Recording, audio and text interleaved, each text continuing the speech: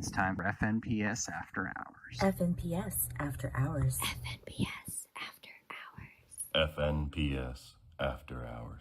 Thanks for joining us for tonight's edition of After Hours. FNPS After Hours.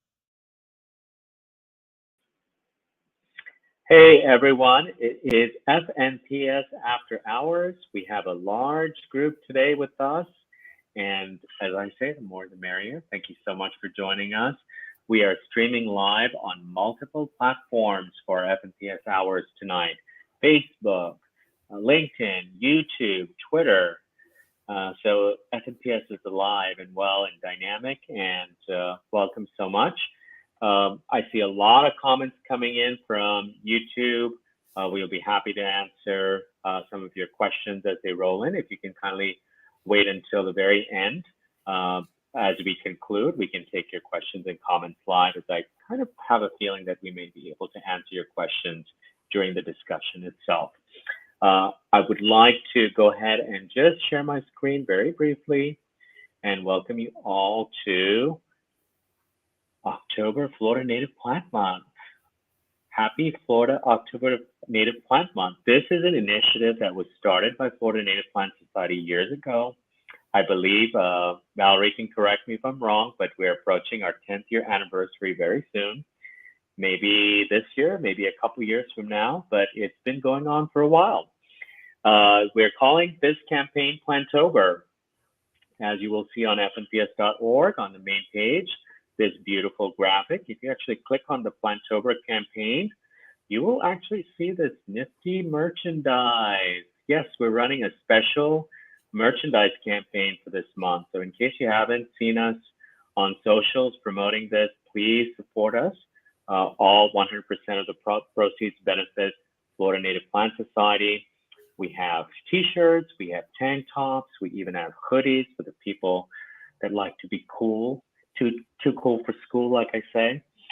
We even have the Eco Blend unisex tee for people that are eco-conscious. They come in a variety of different colors. Please consider going to bonfire.com/Florida Native Plant Month 2023.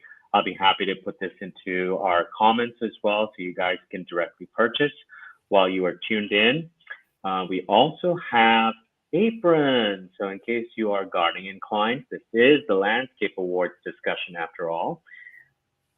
Aprons are very appropriate right now, so they come in different colors as well. Again, eco-sensitive materials. As some of you may know, but some of you do not know, but Bonfire actually uses companies that use at least a partial percentage of their energy from renewables. So they are very eco-conscious. There are some 100% organic cotton t-shirts also available. Please go ahead and support us. And again, happy October Florida Native Plant Month. I'd like to go ahead and introduce our wonderful guests tonight. First up, we have Valerie Anderson. Val, if you'd like to introduce yourself. Hello, everyone. I'm Valerie Anderson, Director of Communications and Programming. I'm usually located in Kissimmee, but right now I'm in Ocala working on one of our Rare Mint projects. Thank you. Linda? I am Linda Davis, Executive Director. Thank you for all being here tonight. Thank you. Hi, Mac. Would you introduce yourself? Hi, I'm MAC Camacho-Viera. I'm a Director at Large at the state level and President-elect for the Tarflower Orange County chapter. Excellent. Joe? Hi, I'm Joe Hudak, and I am a member of the Villages chapter of the Florida Native Plant Society. Wonderful. Welcome, Joe. Wendy?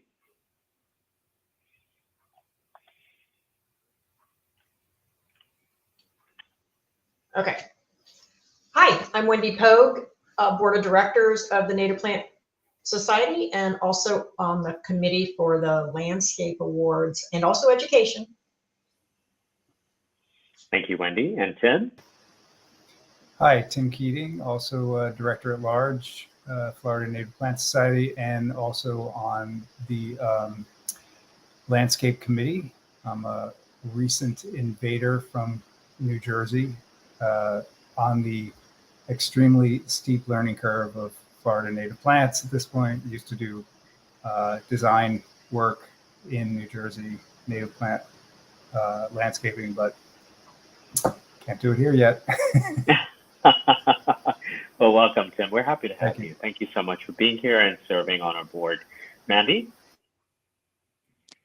Hi, I'm Mandy Freed, current president of Tarflower chapter, Orange County chapter of the Florida Native Plant. Excellent. Welcome, Mandy. So let's dive right into this. Let's start up the conversation with Wendy Poag, participant of the Landscape and Education Committee. Wendy, tell us and jog us through how the Landscape Awards were conceptualized this year. And Mac, if you'd like to follow up, Wendy, that'd be great. So the Landscape Awards have historically been almost a mystery to me. And when I became a part of the combined Education and Landscape Committee, we started having these conversations about, well, never mind what kind of they were before or what whose idea was it, you know, for the Landscape Awards and what did they represent. We thought, well, let's maybe kick it up a notch and have it be a learning tool potentially used in the future. So get a scorecard put together so that everybody could use it, even in their own yards, if they wanted to figure out a little bit more about their yard, what it was providing from ecosystem services, and even to get people to value their yard more as they developed it. Was it providing refuge? Was it great for pollinators? Was it sustainable? And what were the practices were they using moving forward? Were they sustainable practices? For instance, while rubber mulch might be okay in some yards, is it really okay if that's what we're trying to do, you know, long-term in a true habitat type ecosystem, you know, yard? And so we combined multiple scorecards. So we researched what Xerces valued, what the National Wildlife Foundation habitat yards valued, what the Association of Landscape Architects, what was their scorecard? What did that look like? What did the Sustainable Sites Initiative scorecards look like for landscapes? And I find that people across the globe are actually raising the bar in working landscapes, whether they're large or small. And so with that in mind, we created a new scorecard, and we wanted the awards to be, you know, fitting of that. So bringing them up a notch with the stained glass artwork and banners for the yards and things like that, to create a little bit of intrigue and get some energy going as far as the, you know, unveiling of the new Landscape Awards. So that was kind of the inspiration or the challenge, if you will. So that's basically it. Mac, do you want to take it from there or add anything? Yeah. Mac, if you can unmute yourself. I got you. So the awards are very important because they really bring to the forefront the mission and the vision that is the society. It is the complexion of landscapes is very quickly changing, and it's important to highlight the fact that this isn't just a pure aesthetic. It is a necessity as we address different concerns with water availability, soil conditions. These all these things are tantamount. They are cumulative, and they are very much being addressed with the bringing the Landscape Awards to the forefront. So that makes sense. I think you guys did an excellent job by timing it right around October Florida Native Plant Month. Again, a hearty congratulations to the Landscape and Education Committee for really taking this to the finish line. I really, really appreciate it on behalf of the board. If I may just add one last thing. And so this is a multi-step thing because education does very much tie in. This is a behavioral change. It's a societal change. And so it is going to take a little bit of time, but it is definitely something that will become normalized in the way that we address our landscapes in the future. Powerful words. That's a very deep statement, and I wholeheartedly agree, Mac. Thank you. Linda, walk us through the scorecard a little bit and tell us a little bit about the award categories. Sure. Okay. So, and this year we had 4 categories. So, sorry, 3 categories: restoration, single family, and then residential, multifamily, or and non-residential. Oh, and then we also had butterfly gardens, but we didn't get so many applicants in that category. So that there were 4 categories. We got a lot of applicants across all the other categories, and there was a huge variety. So obviously the difference between the restoration applicants and single family came from very sort of different walks of life. The scorecard criteria this year, as Wendy said, it was a lot of thought went into it. It was really about saying, look, we obviously need to communicate that aesthetically landscapes that are using native plants are beautiful, and we can show people how they can be beautiful. But we also wanted to include other criteria that are important to our mission. And so I'll just read through some of the categories right now. For example, for us to consider the design context. So do they conserve habitats for threatened or endangered species? Are they within existing developed areas? Have they improved degraded sites? And has anybody put any thought into what the sort of natural community would have been in that location prior to them living there or having the property? Another category was around pre-design assessment and the planning that goes into these landscapes. Each of our landscapes, we asked people to have had a 2-year grow-in period so that we could really see that those had been a long-term commitment for people.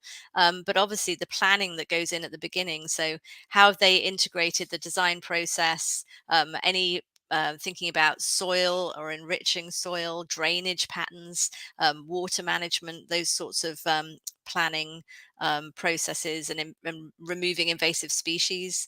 The third category was around water usage, and so that was really around eliminating the need for irrigation and reducing on-site use of water. And in any cases where they were near a body of water, so backing onto a canal or any other sorts of water, how does that integrate with the existing water that's there on the site? The fourth category was around design. So where they're placing plants and whether they're really creating habitats for wildlife. So creating roosting areas or wooded areas for different types of animals, places where that will encourage pollinators. So not just design from an aesthetic point of view, but how is it actually going to function within the environment? The fifth was around materials. What kind of mulch you're using, impervious surfaces. The sixth category was operations and maintenance. How sustainable is it? Have we reduced any need for lawn maintenance? The use of what we're going to do with any dead leaves or stormwater. And then educational component. Has anybody thought about how they're going to use their yard to educate other people? And then lastly, any innovation. So, some design quality or other types of innovation that has been applied to it. So from that, you can hear that it was this year a pretty complex matrix scorecard. So, we know that we had a very, it was a lot for our applicants to go through. And so we're really grateful to the applicants because there were so many different criteria for them to consider in their applications. And they all really went above and beyond in considering those and talking about those. So and for us, and I worked with the judges going through this, it was really exciting to see how people responded to each of those criteria. Thank you, Linda. And I want the viewers to know that here at FNPS, we don't want the application to be daunting for you all, but there's a lot of intention behind an application for a Florida Native Plant Society award kind of trains your mind to look for certain elements within your yard and how to apply, and perhaps also give you inspiration on how to garden or landscape just based on what I see as guidance or some suggested ideas that you can implement. I highly encourage our viewership to apply. Don't find it daunting. Take it one page at a time. We got a lot of submissions pretty late in the game, but I would really encourage next year to do it one page at a time if necessary. Slow and steady wins the race.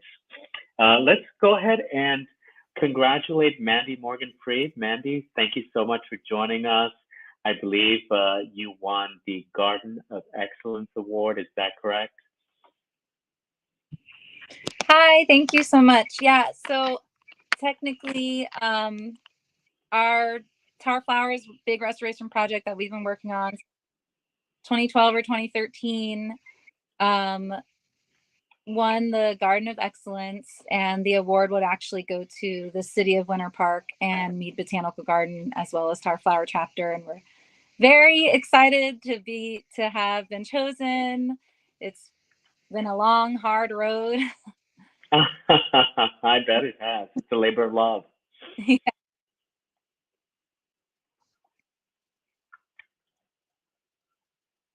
Yes, man. Yes, Mandy, I'm going to go ahead and show some pictures while you talk about your garden. Oh, okay. Yeah. So we actually we won for our sandhill habitat area, which is just over a quarter of an acre now. It started out as like 2,000 square feet, and then we had a second phase that we added on 5,000 square feet, and then another 5,000 square feet. And that all started back in 2013 with multiple phases happening in like 2019 and 2021. It's a continuous work to upkeep. So the Tarflower chapter actually has monthly work parties at Mead Garden to help us with the sandhill and other habitat areas.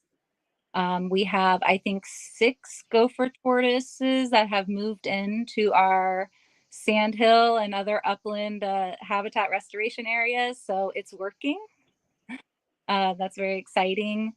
And we're really proud of what we've accomplished. There's Catherine. She's kind of our restoration head, leading a big tour in backyard biodiversity last year. So beyond the sandhill, we also have expanded our restoration area to include scrubby flatwoods, which we won a $5,000 grant last year from the Elizabeth Morse Genius Foundation for that expansion.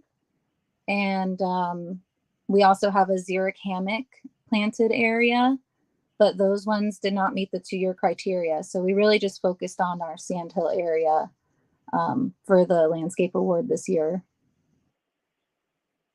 Excellent. Just excellent. And walk us through the application, because I'm sure it felt quite a bit of work. Of course, you had a huge payout. Congratulations. But is there a pearl of advice that you can give our viewership that, basically said, we're gonna complete this application. We're gonna submit some pictures. What type of preparation went behind it? And tell us something about the application process that was a standout for you. Well, when we decided that we really wanted the recognition for the City of Winter Park and Mead Botanical Garden for them allowing us to have this kind of give us jurisdiction over the southern portion of Mead Garden. And we've really cherished that partnership with them. So we're really excited for them to get this award, as well as Tarflower chapter, of course. I think when I first decided, I was like, okay, I'm gonna head this project. I'm going to apply for the landscape award on behalf of Tarflower. So I sat down and I had to gather all this information from Catherine's old computers, even because she, it's 2012, 2013 is when this started, which even predates my time with Tarflower. So I had to go back and find all the historic plan, older plans. And I started to put together a huge PowerPoint. And I was like, okay, I'm going to tell this story through PowerPoint because there's so many levels and things that happened in our restoration over the years. And then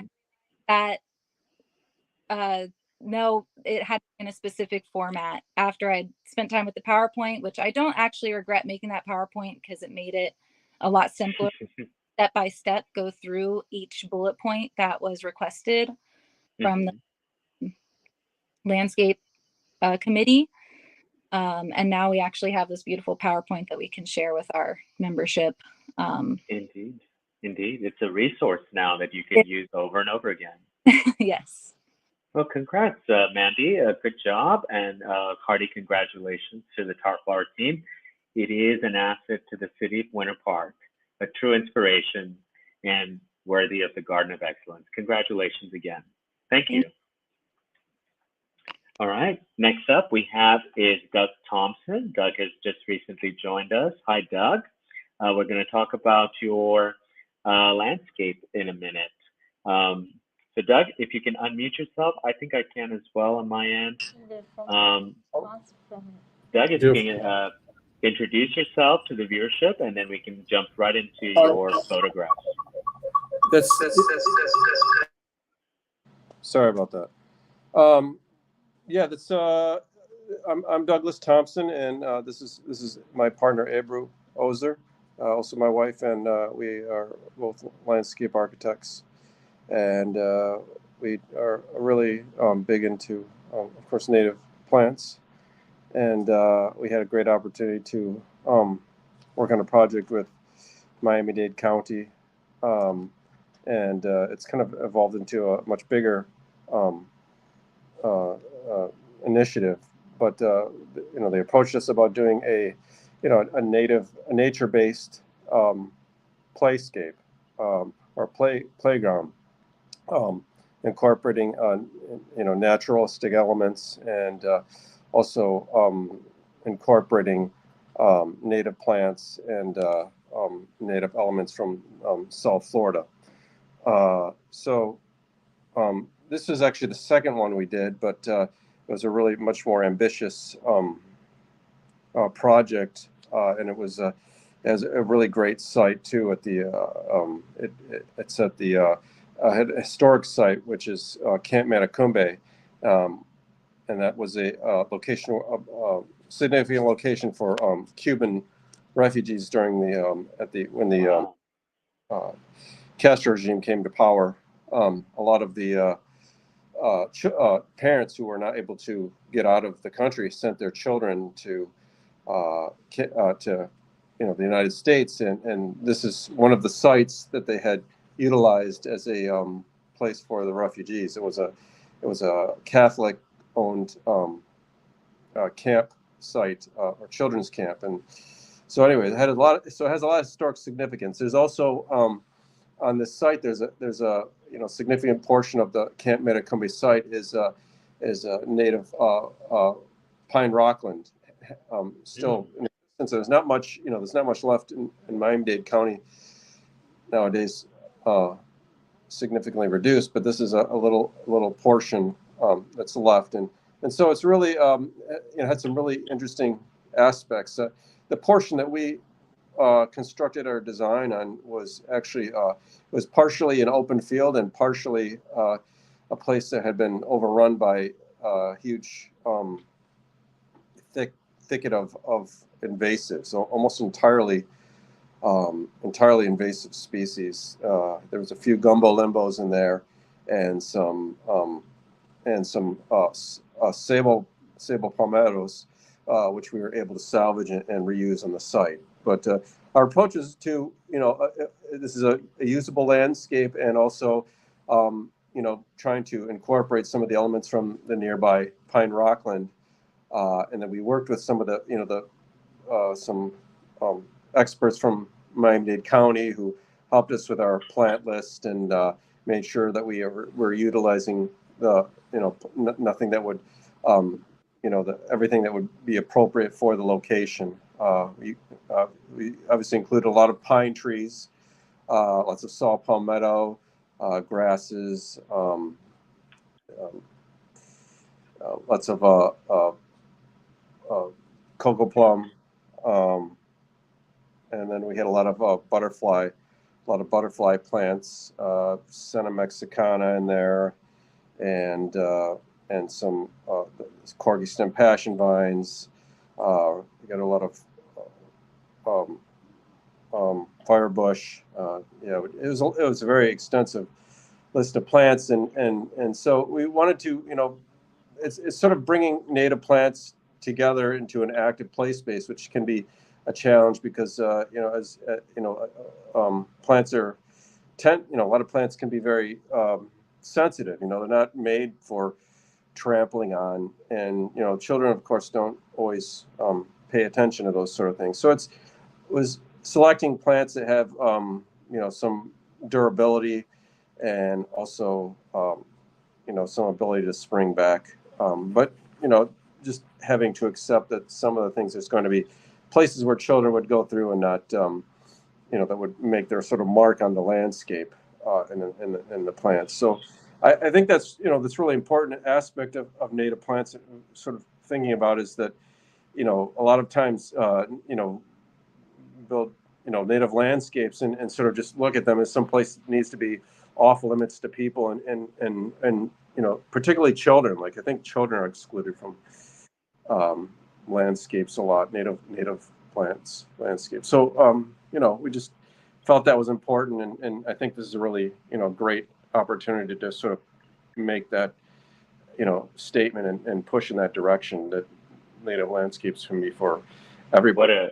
What a great job. It definitely looks like it's been around for a couple of years. I can see the pine trees spurting up, so that actually takes place after its grass stage. So I commend you. We have a question from our panel. Linda, would you like to pose it to Doug? Yeah, great. So, I mean, I'd love to meet you guys and come down and actually physically see the space at some point, because it just looks so amazing. But my question was around how you heard about the Landscape Awards. So, obviously we just heard from Mandy, and she is part of one of our chapters. So, I was curious about how you heard about the awards.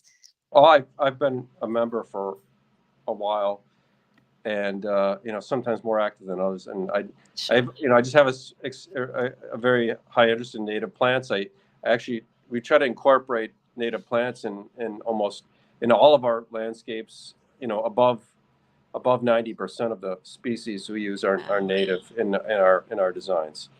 We try not to use anything. We try to actually create landscapes most of the time that are exclusively native plants. As possible. Sometimes that's not possible, but we, try. Excellent. Oh, thank you so much for that. Good to know. Well, thank you, Doug, and congratulations. It's really beautiful and a great homage. The honor is all ours, but thank you so much. Yes, a great homage to a very special place. Thank you very much. Appreciate you guys giving us this award. We really are excited. I'm really honored to be recognized. Congratulations. Beautiful work. Thank you. Yes, thank you. Moving on, we have Joe from the Villages, Joe Hudak. Joe, if you could walk us through your Garden of Honor Award, give us some tips, some pearl of advice for our applicants. That'd be great, while I actually share some pictures of your award-winning garden.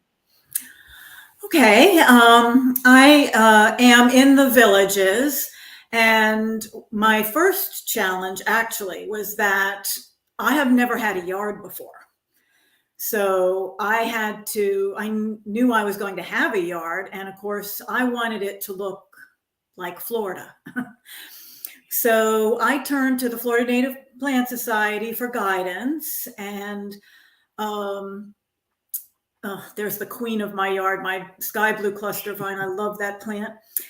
I went on the garden tours to get ideas, and it was a great resource for the speakers that we had that talked about the different plants and landscape design and so on. So the Villages, of course, is its own thing. And I had to get neighbor buy-in. And I did that by telling them what I was going to do. Of course, I have to get approval from the Villages to make changes to my yard. So going through that process wasn't that difficult. I had advice from members of the chapter who had already done it. And I kept the neighbors informed, so there could be no kind of pushback. But I live in Lake County, and I do have a lot of clay in my yard. So I'm sure you all have had the experience of you plant something and maybe it works and maybe it doesn't. And for instance, I had one plant, I thought it was doing well and it died. I replaced it, same thing, and then realized that it was basically in a little clay pot that, you know, was getting too much water because the water just sat there. But you know, sometimes you just have to let the plants choose. My backyard is like a little meadow, but originally I had, you know, so many plants planted here and they were supposed to go with these plants and so on like that. And I kept picking them out because I'm like, no, it's not supposed to grow here. But in the end, I'm like, well, let it grow where it wants. And really, my backyard is one of my favorite places because in the morning, it just has the wild petunias and, you know, a lot of beautiful things. And it's just, I have a little stool back there to sit and meditate a little bit. This is my front yard, and I have a bench there that's positioned perfectly to see the backyard, the front yard, the side yard. Oh, I love that. So it's nice to sit out there. But I documented my whole process from the time when, you know, we're taking out the builder Florida friendly plants and putting in, you know, I did the front yard all at once at first. And then 3 months later, I did the backyard all together. So within 6 months, the whole yard was changed.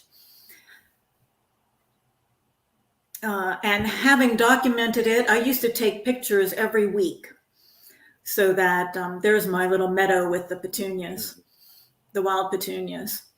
And so when it came time to put in my application, I had so many pictures. It was hard to choose because you limit it to 10.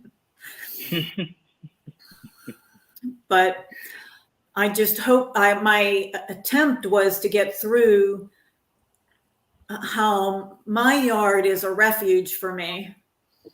You know, to walk through down the path, the Melaleuca path, in the morning, in the evening especially, is very calming. And I tell all my neighbors that they're welcome anytime to walk through my yard. I don't have to be home.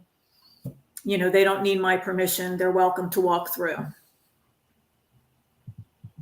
Excellent. So, Joe, I have to ask, I think a lot of viewers are very curious.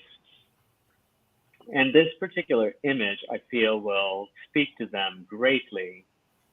I believe what we're seeing here is St. Augustine grass on your neighbor's side of the property. Yes. And we have a wildflower install on your side. And there's a clear demarcation where your property starts and theirs ends.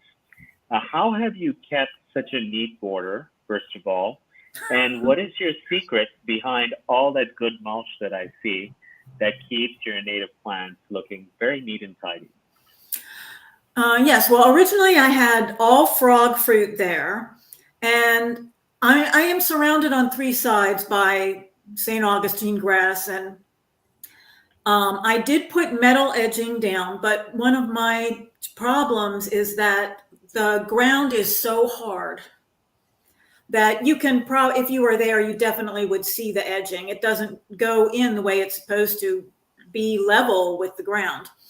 But the Villages has the way they what do you call it, make the yards, you're only allowed to plant, within the edge so much, but I have mixed swamp twin flower and frog fruit in that edging, hoping that it will do better in keeping out the grass by not being a monoculture. And it'll be easier to pull out the grass. It'll just be a little deterrent because it'll be, 3 different things instead of one thing fighting another thing. Very good. I believe I'm going to field a question to Wendy, but Wendy was wondering, when you first started your journey, were there any surprises? Wendy, would you like to add on to that a little bit and, clarify that question, because it was very interesting.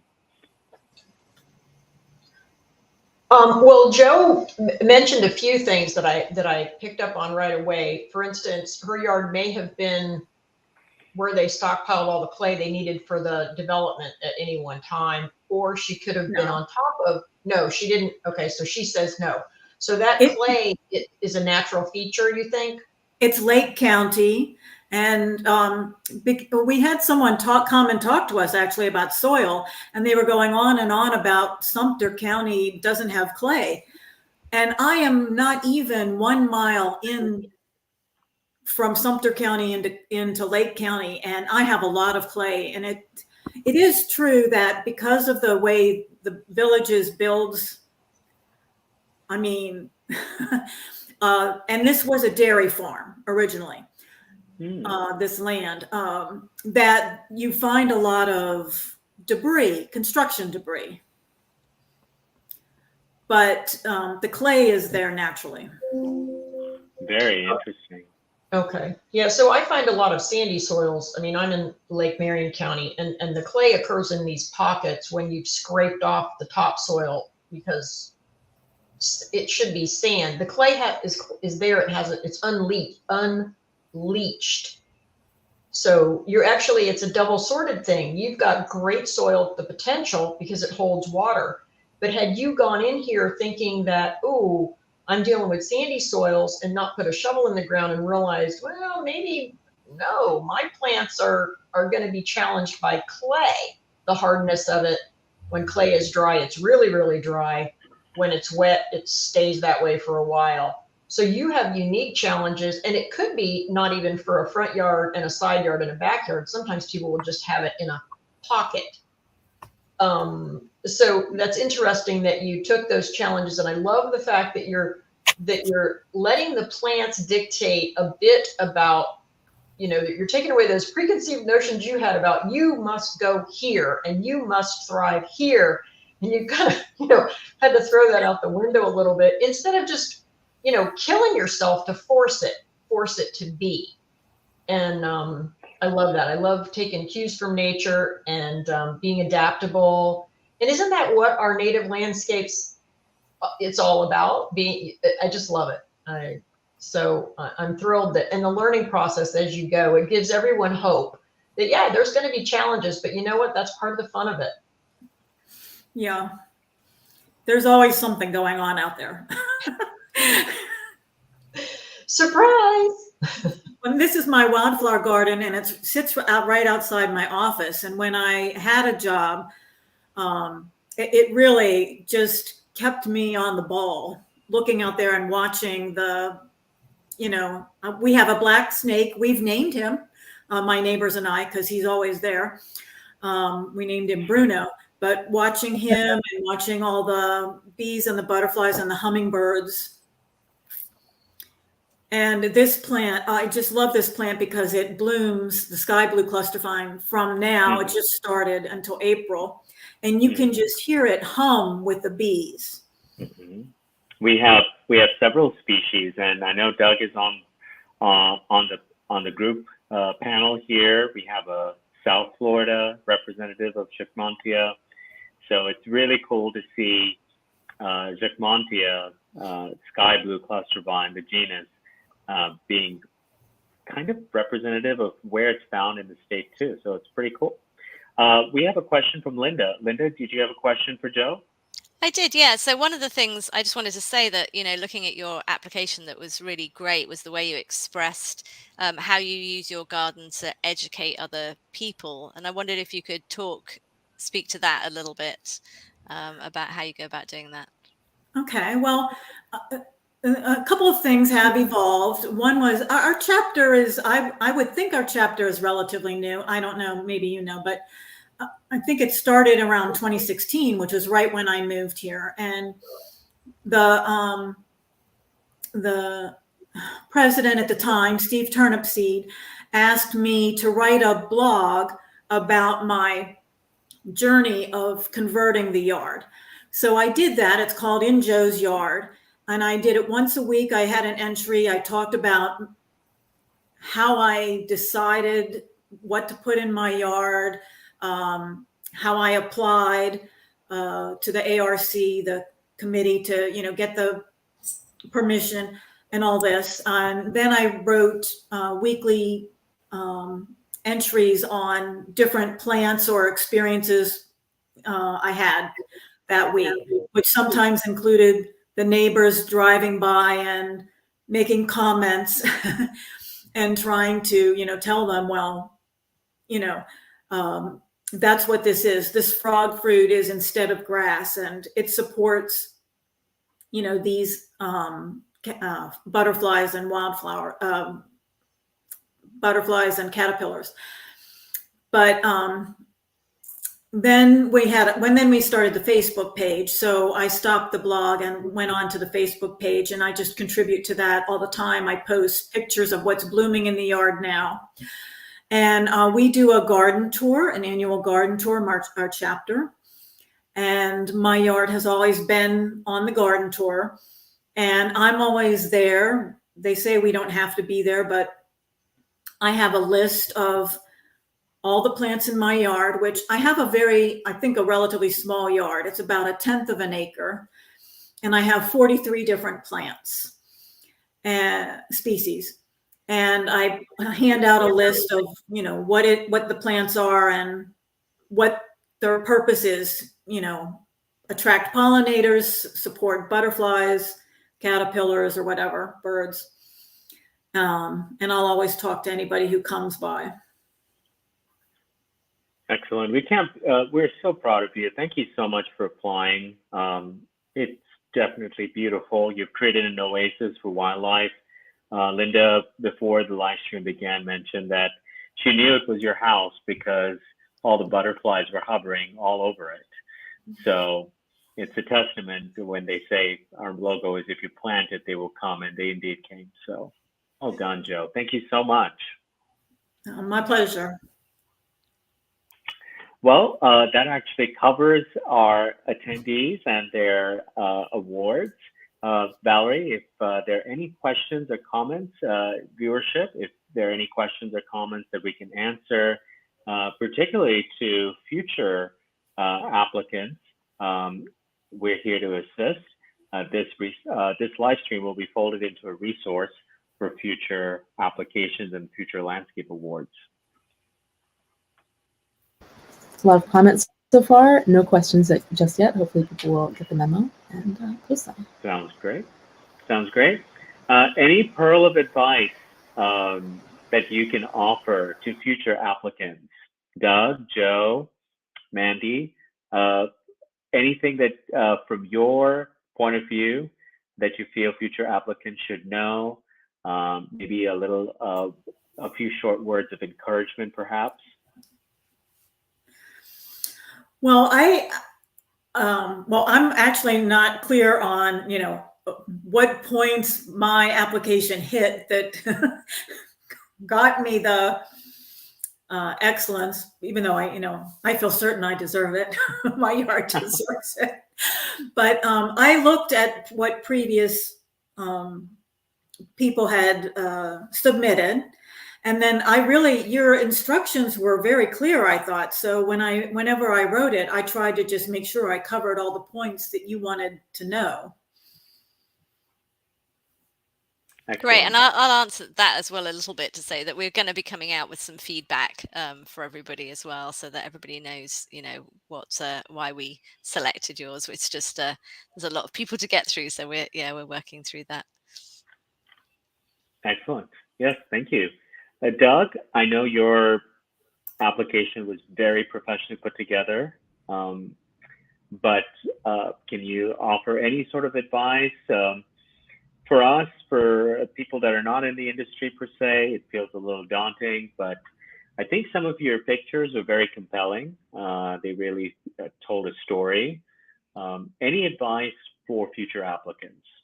Well, I will say that I did have a photographer, so it wasn't me taking the photos. So I have, being that I'm a landscape architect, it does something that having a good, photography is very, having somebody who knows how to do photographs well can really show, really frame the pictures well, because photographs are, the experience of a place, and photos can be a little bit different. And so I think it is important, if you know somebody that has, who can do photographs well, or, you can have a photographer, then I would recommend that. And then I guess, just making sure hitting all the points on the questions, on the application, there were certain things that had to be included. And I made sure that, all the questions were answered.